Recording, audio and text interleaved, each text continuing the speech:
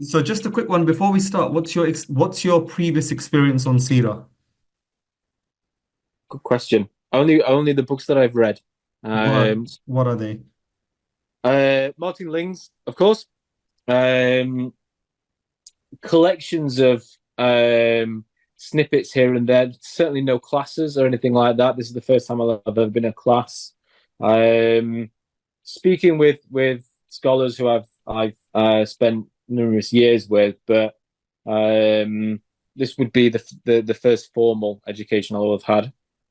Right, okay. So in your experience, which book has been your most favorite read or the most impactful on you? I actually like Juan Cole's Muhammad. So I know it's not written by a Muslim, or I don't believe it is. Hmm. Uh, but what I like about that particularly is that it takes into account the grand scheme of things, and I think that's one of the most powerful things because if you're if you have a story that's 1400 years old and you can see the relevance today in the people and the politics and the problems. It brings it to life. I found I Martin Lings, of course, I'm certainly not going to criticize in any way, but it felt like more of a text to study rather than a story. So yeah, for me, that's the one I've enjoyed the most, I would say. Interesting, interesting. The reason you enjoyed a work by a non-Muslim is sadly Muslims lack in storytelling. So most Muslim seerahs are not written in a way that's conducive to deep learning or to deep pondering or to absorption in the story. Because a good storyteller will absorb you. You will dissolve into the story and become one with the story, right? So, Mm, like when you pick up a book and you can't put that book down because you're just there with the characters and it's a whole new world that's been created in your mind. When we were children, when we used to read certain books and we would get sad when the book would end. Do you remember that feeling? absolutely, yeah. Yeah, that's because you've escapism. You've escaped into a world generated by an author with such powerful impact over you that it overwhelmed you, your senses momentarily, and you escaped from real world into that real world. And the descriptions helped you. Had it been described less favorably, you wouldn't have connected. But because it was described in such poetic language, romantic language, uh, the scenes were set, right? The scenery was created, details Mm. were described. You're there, and then you fall in love with the characters. And when you come out back into real life, you're sad. And then when a new series comes out, it's like, yeah, you're back in the game again. And then that's why people can read stuff like Anna of Green Gables, book one, book two, book three, book four, all of them, book five, I think, until she grows up, right? And then all the other fables, the Chronicles of Narnia and stuff like that. That's because they're written in that way. But when it comes to Seerah, you're never going to find a Seerah that's written in that absorbing way. It's interesting. You switched it over. You said you found the Martin Lin's book more of a something that you need to study, more of a research book, and you found Jean Cole's book a bit different. Mm. For me, Martin Ling's book is just a story. It's an absorbing story. It's a touching story. It's you string the emotions when you play the emotions when you read it, but it's not like Jean Cole's, which is uh, sometimes they're sensitive, sometimes they have to take a middle ground, but sometimes non-Muslim authors are very sensitive, even more sensitive than Muslims in their approach to Sirah. For a Muslim, it's a given. You're going to write and you think, okay, we've got ownership of the subject, which you haven't, and you think that you've got a closer relation to the Prophet, so many things are taken for granted. Whereas a non-Muslim is cautious in his approach. So when he writes, he knows the audience is going to be Muslim and non-Muslim, and he knows he's got to show due deference where it's due. So he'll be that extra cautious that unfortunately Muslims leave that part out. Plus those non-Muslims who are writing are generally authors, so they know Mm. how to write a book or two. So when they Mm. read the subject, they know exactly what they're doing. When they're going to present that subject, they know exactly how they're going to present it. So it has a more powerful impact upon you. Whereas Muslim authors are generally not authors, or they're just part-time authors who think they can pick up a pen and make white paper black.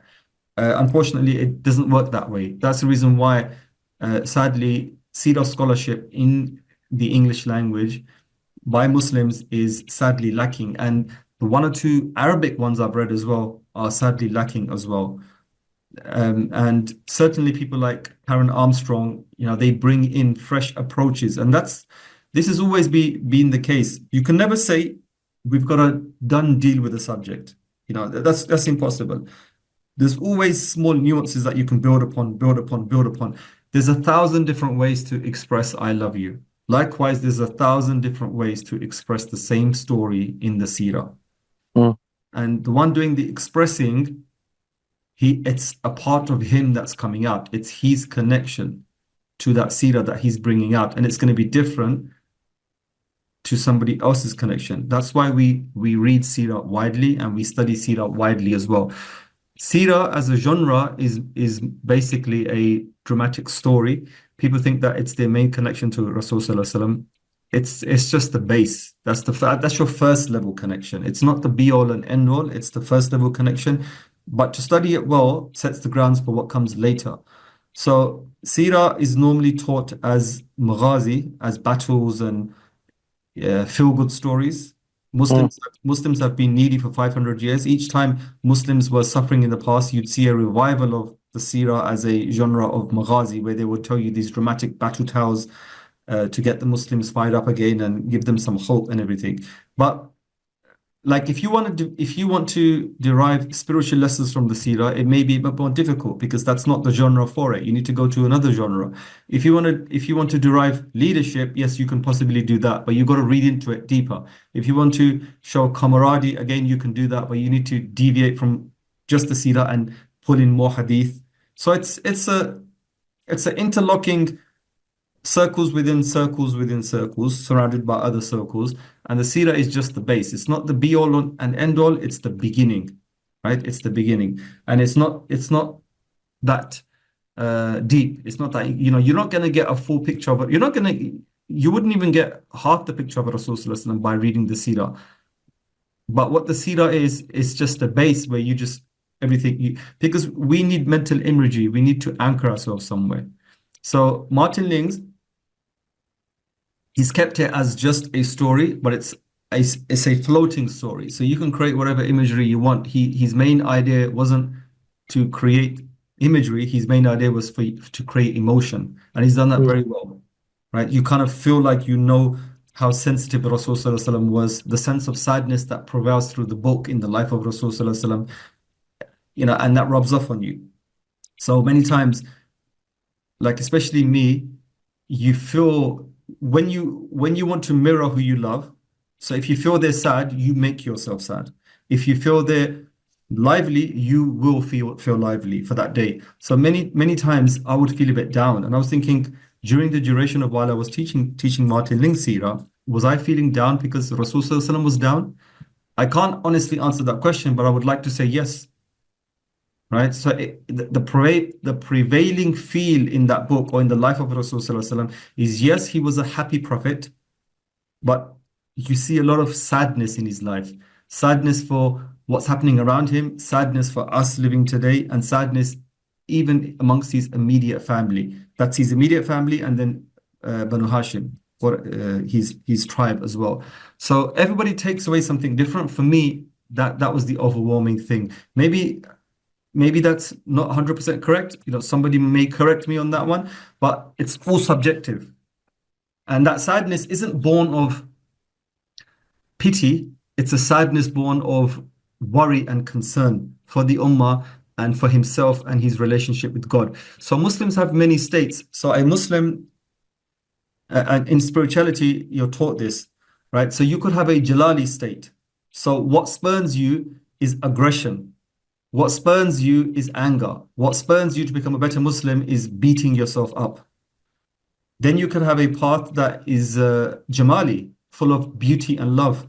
What spurns you is hope. What spurns you is love. What spurns you is being helpless in front of the object of your love.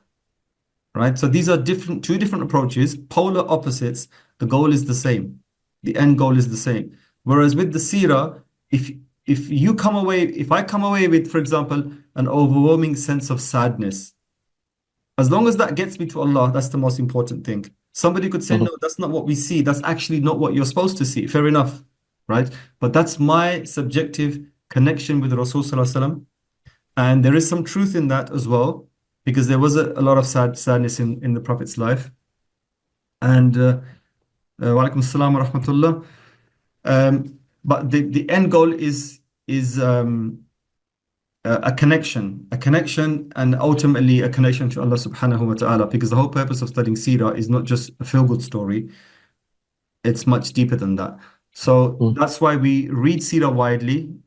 Unfortunately, even though Muslim sources are not that great when it comes to written sources, right? But we still read them. And the way someone recites the Quran to you, right? You could have the most powerful verse in front of you and it may have no impact on you. But someone with a powerful verse is going to recite that and it's going to shake your bones, right? So Seerah's like that as well. So you may have some powerful lessons in front of you written by a Muslim that's not been very articulate. And then a non-Muslim says it and the word is so articulate, it hits you, right? But one thing you also feel when it comes to a non-Muslim is a non-Muslim has a spiritual state, and his state is one of negation, right? He's done kufr. So he will always have that doubt when he's writing the seerah, and you can feel that. So you're not really getting his state. The only state you're going to get from him is a state of reverence and of respect and of accepting that this was a great man, because they accept that. But you're not going to get a spiritual state, which you will get from a Muslim book, even though the Muslim doesn't articulate very well, right? You will still feel an openness. Some form of hal is changing hands here, going, moving and coming. And you're a passive receptacle. You don't have a choice in that, right? So whereas when it comes to anything above the hal that you're trying to go for by looking at the writing style, maybe you won't find it to your taste and it's jarring and you can't get past that and you're not enjoying the book, and then you have now cut that hal off, right? Which is inevitable because you're in control of what you like and what you're not in control of what you like and don't like, and to a certain degree you're in control of how much you can bear that, right? So if you can't bear to read a book that's not really, it's a seerah book but it's not doing much for you, you're going to stop reading it. And you stopped reading it because the jarring way of his teaching you seerah wasn't the way you were receptacle to the hal that was behind the reading. So you're subconsciously receptacle to his spiritual state, but you're not receptacle to the written word. So you need both. You need both together. And sadly, Muslims lack that in their authorship. As we live more and grow into second, third, fourth generations in the West, our level of English and articulation and our experiences amongst the wider community will grow. So, inshallah, I prophesize that a new style of seerah will emerge, where lessons Mhm. will be taken from the West and added into seerah, and experiences in the West will be added into seerah, and the seerah will be tailored to cater for people living in the West. And this is just a natural evolution of Muslims wherever they go. I'm waiting for that day.